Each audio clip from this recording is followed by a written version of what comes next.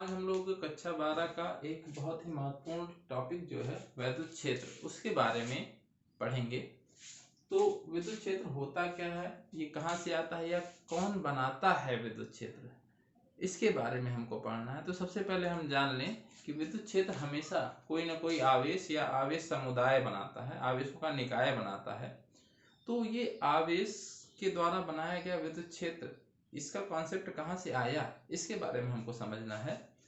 तो इससे पहले हम लोग पढ़ चुके हैं कूलाम के नियम के अनुसार, अगर दो आवेश एक दूसरे से कुछ दूरी पर हैं, Q1 Q2 एक दूसरे से कुछ दूरी पर रखे हैं, तो उनके बीच एक बल कार्य करता है और उस बल का परिमाण हम लोग Q1 Q2 अपान R स्क्वायर से ज्ञात करते हैं।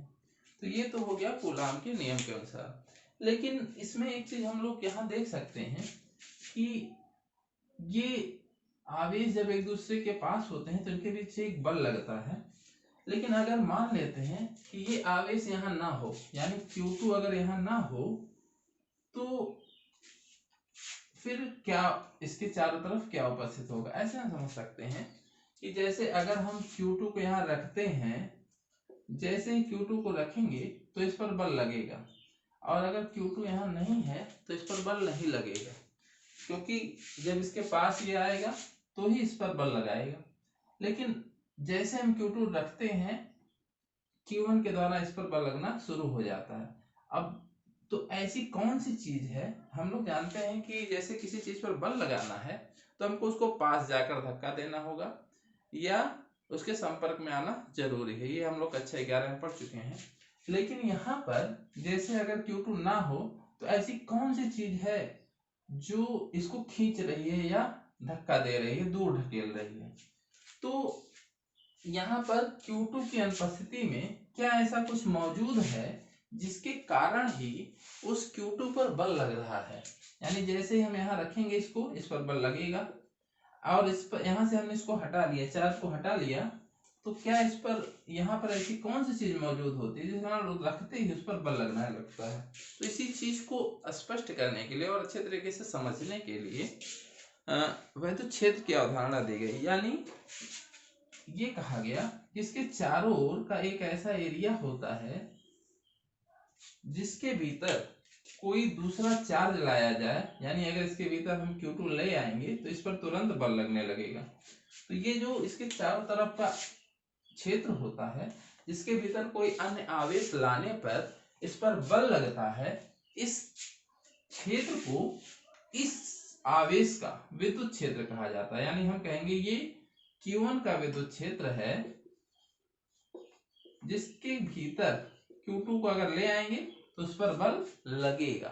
तो इसी को इसका विद्युत क्षेत्र कहा जाता है, अर्थात किसी आवेश के चारों ओर का वह क्षेत्र जिसके भीतर किसी दूसरे आवेश को अगर हम लाते हैं तो वो आवेश इसके बल का अनुभव करता है। वो बल आकर्षण का भी हो सकता है, प्रतिकर्षण का भी हो सकता है। अगर ये दोनों आवेश एक समान है, यानी धन आवेशित है, तो प्रतिकर्षण, या एक समान आवेश है, वो चाहे धन हो चाहे ऋण हो, तो इसको हम लोग विद्युत क्षेत्र कहते हैं। अगली चीज जो हमको पढ़ना है, विद्युत क्षेत्र की तीव्रता। वैद्युत या विद्युत एक ही चीज है। इसमें विद्युत क्षेत्र की तीव्रता हम लोग कैसे निकालते हैं, हम लोगों ने अभी पढ़ा कि जैसे यहाँ पर एक आवेश है, मान लिया हमने कोई भी Q, कैपिटल Q, इसका इसके चारों तरफ एक क्षेत्र होगा जिसको इसका विद्युत क्षेत्र कहेंगे, जिसके भीतर कोई अन्य आवेश ले आएंगे तो वो इसके आकर्षण या प्रतिकर्षण बल का अनुभव करेगा। तो जैसे हमने कहा कि इसके चारों ओर का ये एक क्षेत्र है, ठीक। इसके भीतर अगर कोई हम आवेश ले आते हैं, जैसे हमने कहा कि यहाँ पर हम एक आवेश Q ले आएंगे, तो जैसे इसको यहाँ रखेंगे तो ये इस पर बल लगाने लगेगा। तो वो बल का मान हम लोग जानते हैं, इन दोनों के बीच लगने वाले बल का मान जो होता है वो किन किन चीजों पर निर्भर करता है। तो इसका मान हम लोग निकाल सकते हैं, F = K Q, capital Q small q अपान R², ठीक है। तो इससे हम लोग इस पर लगने वाले बल का मान निकाल सकते हैं, यानी अगर ये दोनों आवेश वही हैं तो सीधे सीधे ये कांस्टेंट होता है, तो सीधे सीधे इन पर लगने वाला बल किसके प्रोपोर्शनल होता है, इनवर्सली प्रोपोर्शनल R² के। अर्थात जैसे अगर ये दूरी बढ़ेगी तो लगने वाला बल घटेगा, ये दूरी घटेगी तो लगने वाला बल बढ़ेगा। तो अगर आवेश यहाँ पर रखा है तो इनके बीच ज्यादा कम बल लगेगा। अगर यही आवेश हमने कहाँ रख दिया, अब दूसरी पोजीशन, अगर हमने इस आवेश को यहाँ रख दिया, वही आवेश है, अगर हमने इस बिंदु पर रख दिया तो हम लोग जानते हैं कि ये वाली दूरी अब क्या हो गई, इसकी तुलना में कम हो गई, और जैसे ही दूरी कम होगी तो इस पर लगने वाला बल बढ़ जाएगा। तो जैसे जैसे हम आवेश को पास ले आएंगे, अर्थात इसके पास ले आएंगे, दूरी दूरी घटती जाती है और उस पर लगने वाला बल बढ़ता जाता है। तो एक चीज इसमें हम समझ सकते हैं, तो ये जो विद्युत क्षेत्र का कॉन्सेप्ट आया, वो हम ऐसा कह सकते हैं कि इसके चारों ओर के विद्युत क्षेत्र के कारण ही इस पर वैद्युत बल लगता है। अगर ये विद्युत क्षेत्र ना हो तो इस पर बल नहीं लगेगा। तो जैसे जैसे हम इसके पास आते हैं हम जानते हैं लगने वाला बल बढ़ता जाता है। तो लगने वाला बल क्यों बढ़ रहा है, तो हम सीधा सीधा कहते हैं कि विद्युत क्षेत्र की तीव्रता बढ़ रही होगी। तो विद्युत क्षेत्र की तीव्रता हम कैसे निकालते हैं या कैसे ज्ञात करते हैं, वही चीज हमको यहाँ पर पढ़ना। यहाँ पर जैसे हमने कहा ये एक आवेश है Q, इसके चारों इसका विद्युत क्षेत्र होगा। विद्युत क्षेत्र जैसे जैसे हम इस आवेश से दूर जाएंगे, चारों तरफ जैसे जैसे हम इससे दूर होते जाएंगे इसके क्षेत्र की तीव्रता घटती जाती है, क्योंकि हम लोग जानते हैं जैसे जैसे इससे दूर जाएंगे, अगर कोई आवेश रखेंगे तो उस पर लगने वाले बल का मान घटता जाएगा, तो हम कहेंगे क्षेत्र की तीव्रता घटती जाती है। तो इसके चारों ओर अलग अलग बिंदुओं पर, जैसे यहाँ पर क्षेत्र की तीव्रता अलग होगी क्योंकि लगने वाला बल अलग होता है, यहाँ पर कुछ अलग बल लगेगा, यहाँ पर कुछ अलग बल लगेगा जब आवेश रखेंगे, तो हम कहेंगे इन सब बिंदुओं पर क्षेत्र की तीव्रता अलग अलग है। तो किसी बिंदु पर हमको जब क्षेत्र की तीव्रता निकालनी है तो उसको हम लोग कैसे निकालते हैं, उसका एक तरीका है। उस तरीके के लिए हम लोग उसको कैसे ज्ञात करते हैं, देखो, तो हम लोग क्या करते हैं, जैसे जिस बिंदु पर हमको क्षेत्र की तीव्रता निकालनी है, मान लिया यहाँ पर हमको क्षेत्र की तीव्रता ज्ञात करनी है, जैसे ये पॉइंट P है, Q से ये पॉइंट O है, तो यहां से R दूरी पर हमको क्षेत्र की तीव्रता निकालनी है। तो ये जो बिंदु है यहाँ पर हम क्या करेंगे, जिस बिंदु पर हमको क्षेत्र की तीव्रता निकालनी होगी वहां पर हम लोग एक टेस्ट चार्ज रखते हैं। टेस्ट चार्ज को हम किसी से भी प्रदर्शित करते हैं, यहाँ पर आपको बुक में Q0 मिलेगा, तो हमने Q0 लिख दिया। तो ये Q0 क्या होता है, Q0 को हम लोग धन परीक्षण आवेश कहते हैं, और परीक्षण आवेश होता है, और आसानी के लिए हम इसको पॉजिटिव चार्ज लेते हैं, इसीलिए इसका नाम क्या होता है, धन परीक्षण आवेश। तो परीक्षण आवेश क्यों कहते हैं इसको, क्योंकि हम यहाँ पर आवेश रखेंगे तो इसके विद्युत क्षेत्र की तीव्रता का टेस्ट करने के लिए हम लोग इसको रखते हैं, इसीलिए इसको कहते हैं परीक्षण आवेश। और जिसके क्षेत्र को हमें ज्ञात करना है, यानी जो विद्युत क्षेत्र बना रहा है वो क्या कहलाता है, स्रोत आवेश, वो हमारा स्रोत आवेश होता है। तो इस सोर्स के कारण यहाँ पर क्षेत्र कितना है उसको ज्ञात करने के लिए हम क्या करेंगे, सीधा सीधा इस बिंदु पर एक धन परीक्षण आवेश रखेंगे, और हम लोग जानते हैं जैसे ही धन परीक्षण आवेश रखेंगे तो इन पर एक बल लगने लगेगा, यानी इस पर एक, इसके कारण इस पर एक बल लगने लगेगा, और उस बल का परिमाण हम लोग निकाल सकते हैं। तो जो भी बल लग रहा है, मान लिया माना आवेशों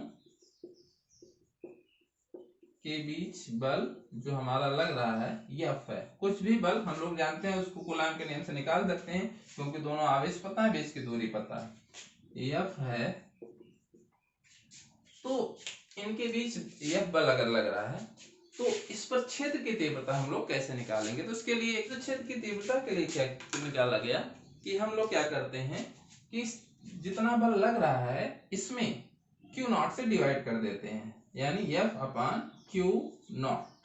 तो ये जो F अपान Q0 है ये हमारा क्या कहलाता है, यही जो F यानी लगने वाले बल में इसके परिमाण से भाग दे देंगे, तो उसी को हम लोग क्या कहते हैं, उस बिंदु पर क्षेत्र की तीव्रता कहते हैं ये। तो ये हमारा विद्युत क्षेत्र की तीव्रता हम कैसे निकालते हैं, अब एक बार और बता देते हैं। यहाँ पर जिस बिंदु पर हमको निकालना है इस स्रोत आवेश के कारण यहाँ पर कितना क्षेत्र बन रहा है विद्युत क्षेत्र, तो वहां पर एक धन परीक्षण आवेश रखेंगे और जैसे ही आवेश रखेंगे हम लोग जानते हैं इसके बीच बल लगेगा, तो बल जितना भी बल लग रहा है बल में हम लोग इसके परिमाण से भाग दे देंगे, तो वो जो राशि आएगी, वो जो मान आएगा उसी को हम लोग विद्युत क्षेत्र की तीव्रता कहेंगे। किस बिंदु पर? इस बिंदु पर। दूसरे बिंदु पर निकालना, फिर हमको वही काम करना है। क्या काम करना है कि उस बिंदु पर हमको, जैसे हमने कहा इस बिंदु पर हमको निकालना है। एक मान लिया बिंदु ए है, तो यहाँ पर हम लोग धन परीक्षण आवेश रखेंगे। जैसे हमने धन परीक्षण आवेश रखा, इस पर एक बल लगने लगेगा और बल में उस परीक्षण आवेश से हम लोग भाग दे देंगे, तो इस बिंदु पर क्षेत्र की तीव्रता आ जाएगी। इस तरह से हम लोग विद्युत क्षेत्र की तीव्रता निकाल सकते हैं। तो विद्युत क्षेत्र की तीव्रता परिभाषित करने के लिए भी आती है, तो परिभाषित कर हम कैसे करते हैं, तो अगली चीज है इसमें, तो इसको हम लोग परिभाषित कर सकते हैं।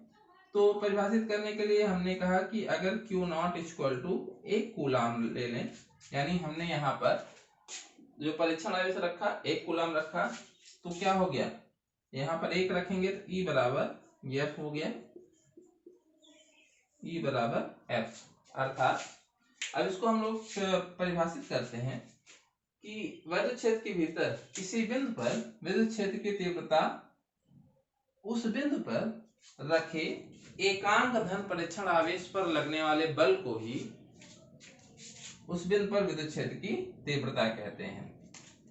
तो इसको हम लोग ऐसे लिख सकते हैं कि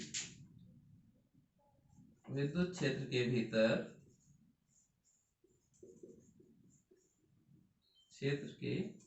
भीतर किसी बिंदु पर रखे एकांक धन परीक्षण आवेश पर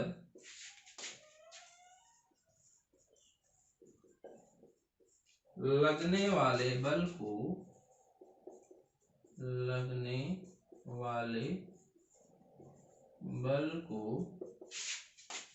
विद्युत क्षेत्र की